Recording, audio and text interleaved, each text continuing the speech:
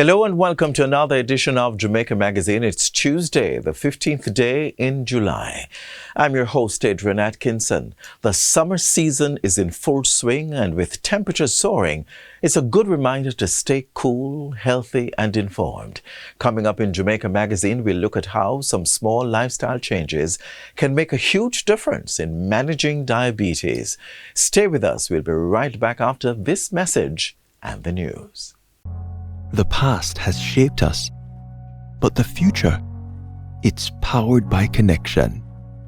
For 20 years, the Universal Service Fund has been bridging the digital divide, with over 400 public Wi-Fi hotspots lighting up verandas, homes, and hopes. From classrooms to communities, USF powers access to opportunity, helping youth dream bigger, learn smarter, earn online, and helping families stay close even from far away. One mission, 2 decades, thousands of lives transformed. Connected at 20, committed for a lifetime. The Universal Service Fund, connecting you to more.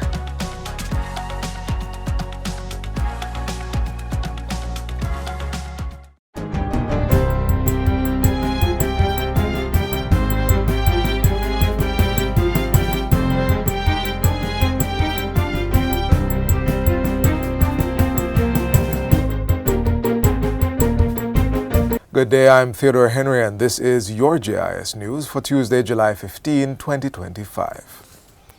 The government is exploring the provision of land as an aspect of the new social housing program NSHP. Prime Minister Dr. Andrew Holness says this is one of the revisions being explored to enhance and expand the program's reach and provide shelter for more vulnerable Jamaicans. Presently, this program does not provide the land. So if you meet the need, you would have to go and find the land. You'd have to go ask a family member, or where you were living, you get permission, or if you own the land, we build on it. But right now, this program does not provide the land. So we're going to take a second look at it and see how we can include that. Permanent Secretary in the Ministry of Economic Growth and Job Creation, Arlene Williams, says the work has started. We are looking in our land banks, lands owned by the Minister of Housing, as well as the Commissioner of Lands, and we are really working at it very, very assiduously. The Permanent Secretary and Prime Minister were addressing the recent contract signing and groundbreaking ceremony for a new multifamily residence at 35 Hibiscus Avenue in St. Andrew West Central. Work commenced on Friday for the development with the goal of delivering 7 units, 4 studios, 1 2-bedroom space, and 2 3-bedroom units. Walkways and sewerage works will also be included, and the project is expected to be completed by the year's end. Meanwhile, Prime Minister Dr. Andrew Holness is praising the delivery of relief assistance to 12,685 families under the Building a Better Jamaica Fund, established in July last year in response to the damage caused by Hurricane Beryl. It was set up by the National Commercial Bank with a target of $300 million and has since galvanized local and international support to the tune of $459 million. Prime Minister Holness says it's one of the most extensive and effective post-disaster recovery operations in Jamaica's modern history. We reached 1,191 farmers and fishers. So these are exact figures when you get to the one.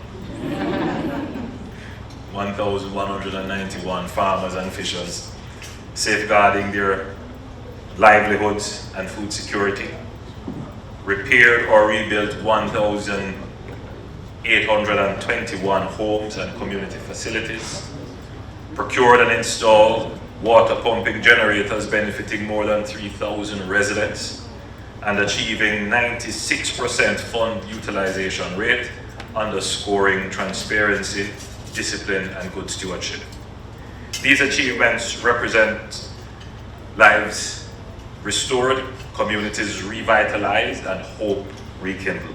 Dr. Holness was speaking at a recent function hosted by NCB. He commended the generous support of all stakeholders who donated to the effort. Work will begin shortly on the improvement of the John Reed to Battersea roadway in St. Anne at a cost of $90.7 million. Minister with responsibility for works, Robert Morgan, broke ground for rehabilitation of the 6.4-kilometer stretch of roadway last Thursday. He says the contract will last for 6 months and the scope of work is to involve more than just paving. We will overlay the entire road, and there will be some serious excavation taking place to remove soft spots, as well as the creation of V-drains and U-drains. Minister Morgan reveals that upon completion, the road will have a warranty period to address any flaws that may arise, a new standard of road development in Jamaica. We hold ourselves accountable for spending your tax dollars, but we also hold our contractors accountable for the work that they put down. He says the John Reed to Battersea project is part of a broader national effort to improve the island's road network and invest in communities in a responsible and transparent way. Transport Minister Darrell Vaz is assuring the public that there has been no change to the standard annual motor vehicle fitness fee, as he rejects claims that motorists are required to pay increased fees under the government's new digital motor vehicle registration and e-fitness certificate policy. The digital platform policy change, which takes effect on July 21, is expected to generate substantial savings to motorists as it eliminates the government's reliance on costly printed certificates embedded with physical security features. These certifications will now be issued electronically, eliminating the need for physical documents such as the MVRC decal sticker and printed registration and fitness certificates. Also under the new regime, the validity periods for motor vehicle registration will expand from the usual 6 months or 1 year to now also include an option for 2 years, depending on the motorist's preference. But as it regards a suggestion that motorists must now pay 3 to 5 years of fees up front, Minister Vaz asserts that this is false and misleading. A statement from the Transport Ministry warns that any individual or entity spreading misinformation or attempting to charge motorists beyond the lawful fees will be subject to thorough investigation and disciplinary action. The ministry is encouraging motorists to report any instance where they are being told to pay more than the standard annual fee by emailing cr@mset.gov.jm.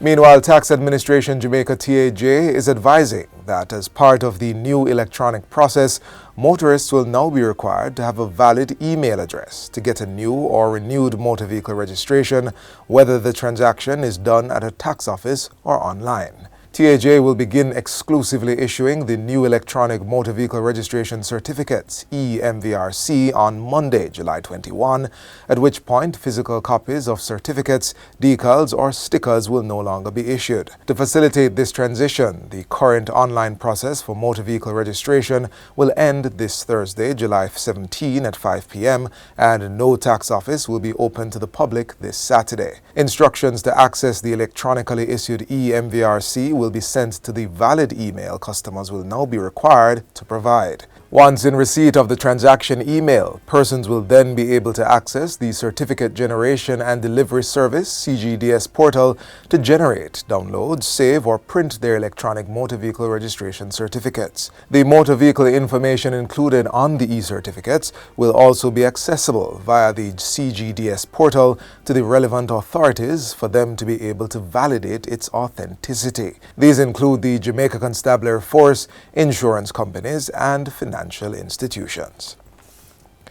And finally, starting September 1, Tax Administration Jamaica will stop accepting personal or company checks for the payment of taxes and other public funds. Only valid checks from government ministries, departments, or public bodies, or managers' checks from licensed commercial banks will be accepted. TAJ says the move is aimed at modernizing operations, improving payment security, and strengthening risk management. Taxpayers are encouraged to use alternative payment options. These include logging on to the tax portal at jamaicatax.gov.jm and using a valid debit or credit card, direct funds transfer, or online banking with NCB or Scotiabank. And that's it for JIS News Today. I'm Theodore Henry. Thanks for watching.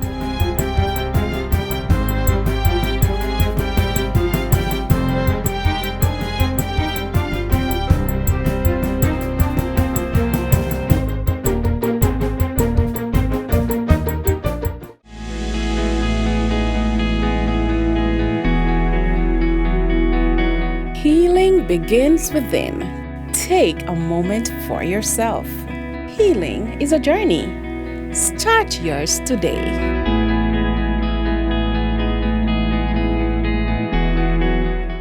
Jamaica assumed a key role at the 49th CARICOM Heads of Government meeting, with our Prime Minister presiding as host of the conference and a new chair of the Caribbean community. Let's take a look at some of the important discussions that took place in Jamaica House Weekly.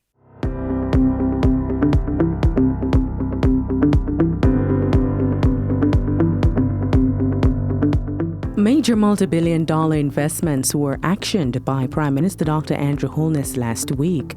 Chief among them is the Westland Port Expansion Project and the Kingston Freeport Terminal.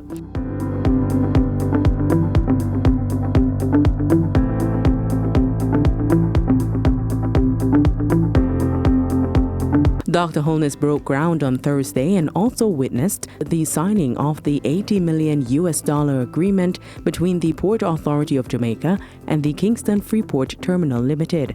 The second phase will follow without delay upon the completion of the first. This is a strategic expansion. By reducing vessel waiting times and increasing cargo throughput, we are positioning Jamaica to capture a greater share of global shipping activity and cement our place as a logistics leader in the region. Still in Kingston, Dr. Holness participated in another groundbreaking and signing ceremony, this time for the provision of 7 housing units at 35 Hibiscus Avenue under the new social housing program. The time allotted for construction is 6 months. I've said to the contractor that the most can do it in quicker time. So I'm going to charge him to get it done in 3 months. The Prime Minister then headed to St. Elizabeth on Friday, where he kick-started the development of the $26 billion Pedro Plains Irrigation Expansion Project. He said the project represented a major investment in national food security and economic growth. The Pedro Plain Irrigation Expansion Project will bring 4,000 hectares of land, some of Jamaica's most fertile land, under irrigation. It will benefit up to 6,000 farmers and households. We are independent. We are strong. And we have what it takes to fulfill the CARICOM dream of prosperity for all our people.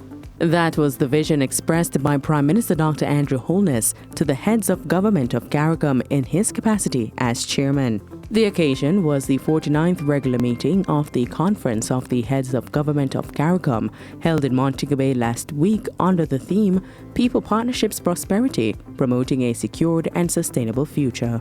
In relation to partnership, Dr. Holness beseeched CARICOM to tap into underexplored territories, especially on the African continent. Global progress is built on networks of trust. We need stronger ties within CARICOM and with strategic global partners in Africa, North and South America, Europe, Asia, the Pacific, and the Middle East. Our trade with Africa, while growing, remains below 1% of CARICOM's total global trade, and below 0.1% of Africa's total trade volume, signaling that there is a vast untapped opportunity for us to explore and pursue. With that said, Jamaica is now a signatory to the Afrexim Bank CARICOM Partnership Agreement, with access to a pool of $3 billion for interventions across key sectors, including tourism, health, renewable energy, and trade. This is instrumental in paving the way for the bank's commitment of increased resources to the region. We must now work to create practical mechanisms for trade, including settlement in local currencies, promoting cross-listing on regional stock exchanges, and harmonizing standards to reduce non-tariff barriers. It was also announced that the foreign affairs ministers of Jamaica and Barbados had been tasked with leading a new trade task force to review how member states could begin using non-tariff barriers to boost intra-regional trade. Our response must include accelerating intra-regional trade under the CSME to reduce over-dependence on any single market. We are meeting with and lobbying with the United States on a regular basis, and that we have engaged the U.S. Trade Representative, and we are working on your behalf to get the best results. On the matter of financing, Dr. Holness said CARICOM would continue its advocacy of international partners for the implementation of outcomes agreed under the Seville Commitment at the 4th Conference on Financing for Development. Chief among these are the actions needed to close the $4 trillion SDG financing gap and advancing a multilateral ecosystem which is more inclusive, representative, equitable, and effective. Importantly, the conference secured reaffirmation of the special circumstances of small island developing states and the Abbas agenda.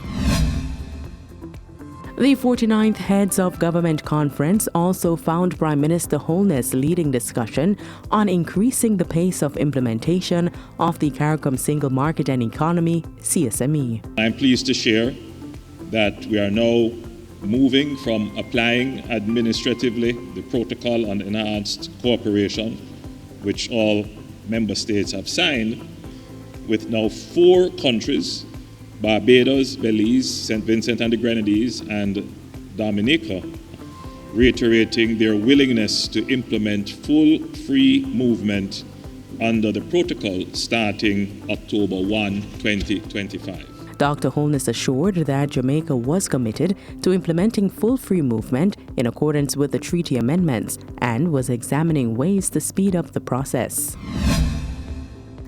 Jamaica remains fully committed to the ideals of regional legal cooperation and to strengthening the institutions that uphold justice across the Caribbean community. That assurance was given at the swearing-in of Justice Winston Anderson as the new president of the Caribbean Court of Justice, CCJ. We believe that the Caribbean Court of Justice, under this new leadership, will continue to inspire confidence, protect rights, and shape a region where justice is accessible, relevant, and transformative.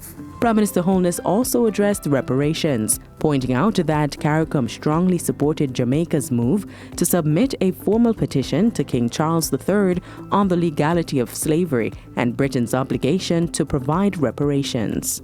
Through the use of this legal route to challenge the historical legality of slavery and assert claims for reparations, this petition will mark a watershed moment for CARICOM and the broader global movement for reparatory justice. Moving on to regional security, this was the charge by Prime Minister and Chair of CARICOM, Dr. Andrew Holness. We must dismantle the influence of gangs in our communities, disrupt their financing, and cut off access to weapons. Dr. Holness stressed that regional security also hinged on restoring stability in Haiti and pledged to intensify efforts to ensure the country's deepening crisis remained at the forefront of global attention. We cannot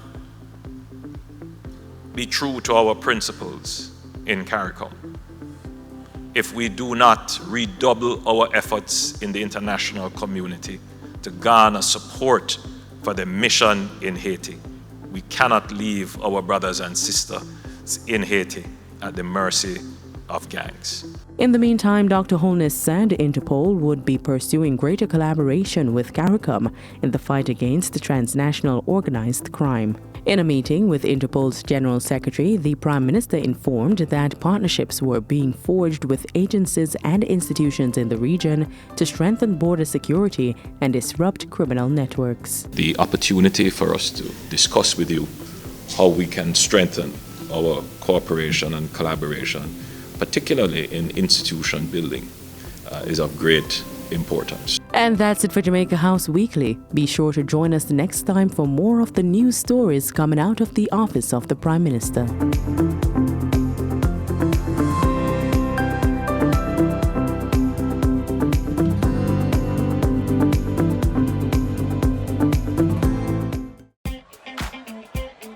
Don't let the heat beat you down. Extremely hot days can affect your health, causing heat stress and heat stroke. Protect yourself. Seek sheltering from the sun and limit outdoor activities to mornings and evenings. Wear light-colored, loose-fitting, breathable fabrics. Hydrate with cool water and avoid sweetened drinks and beverages that contain alcohol. Don't let the heat beat you down. Thanks for staying with us right here on Jamaica Magazine. Managing chronic illnesses such as diabetes takes more than just medication. Our next feature explores the diverse ways that you can control the condition for your good health.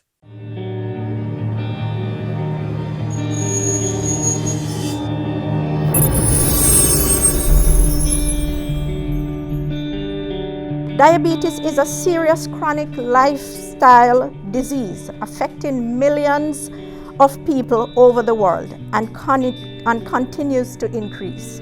Diabetes affects how your body turns food into energy.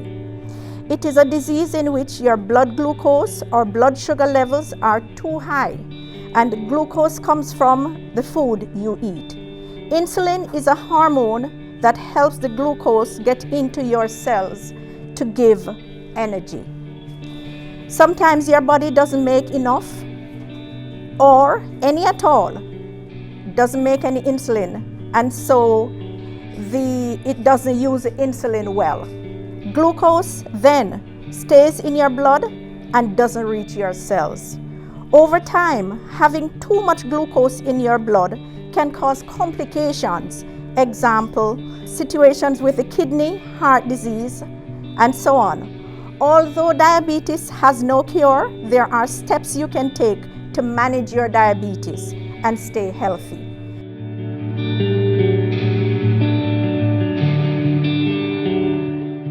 It is through lifestyle that we manage the risk of diabetes. Those behaviors include increased physical activity, a healthy diet, routine health checks, and strict adherence to medication. The Ministry will be championing the cause of persons living with diabetes. We have updated our clinical management guidelines, which is now available on our website, and we will be working on increasing access to testing through the introduction of point-of-care testing. This methodology of testing is the gold standard for monitoring and control of diabetes. Our agency, the National Health Fund, will continue to support persons through the provision of diabetic medication and supplies, and I encourage persons with diabetes to enroll in the NHF card program to access this benefit.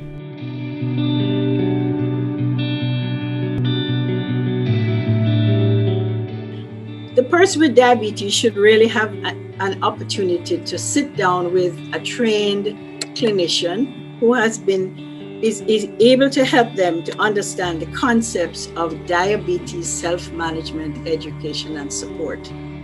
There are 4 core areas the patient must begin to understand. How and when to take medication. That's the first one. If you take insulin, then you need to know how does your insulin work and how do you eat in relation to the insulin. Then there are the people who have type 2 diabetes, which commonly start off with education on activity and just healthy nutrition. And then we add 1 of 5 classes of oral agents And then we teach them how to make food, how to eat food. Also, we think of things like target blood pressure. Is your weight healthy, or do you need to lose a little weight? And most importantly, how do you feel? What is your quality of life? All of this is what we focus on. Also, when you get your lab work done, what is your hemoglobin A1C? The target should be 7% or less. Keep that number in your mind. Diabetes damages the feet, the kidney, and the eyes at first, and then eventually we also find it can cause coronary vascular disease too. But for foot care, the person with diabetes every day, you wash your feet, wash them properly. Dry your feet, dry between the toes. Moisturize your feet, but do not put moisturizer between the toes. Make sure that you wear cotton socks, right? If you're going to have your toes cut by somebody trained who knows how to cut them.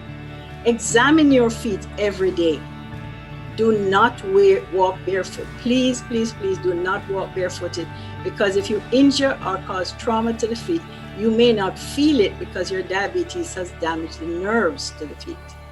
And finally, when you buy shoes that are comfortable and that you can wear without causing blisters or trauma to the feet. Now we have research that shows that I can prevent the eye damage, the kidney damage, the foot damage, and the amputations by just keeping my blood glucoses under control and taking care of myself.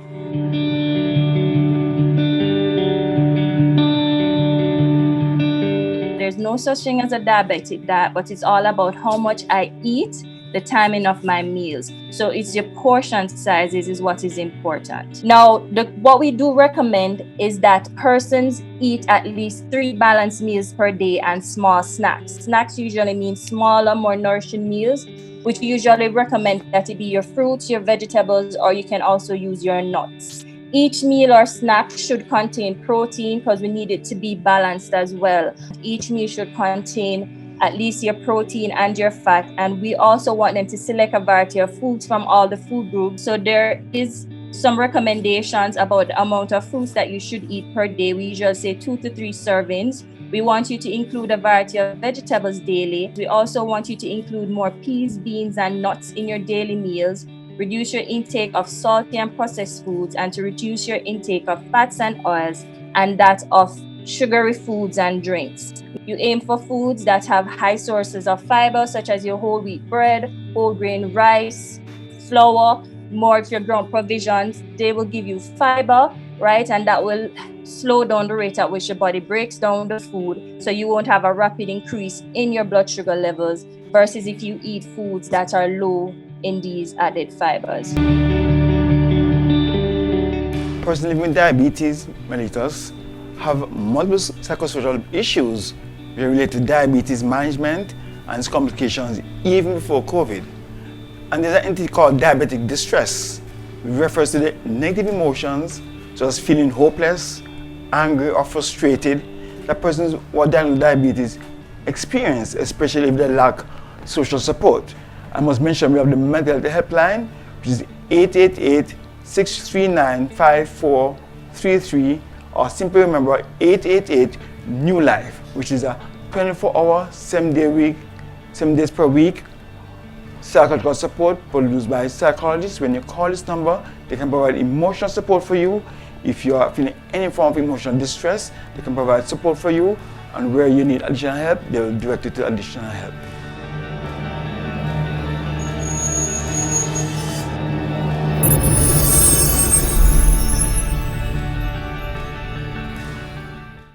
And that's where we leave you on today's edition of Jamaica Magazine. Remember, take the power to choose what you want and do it well.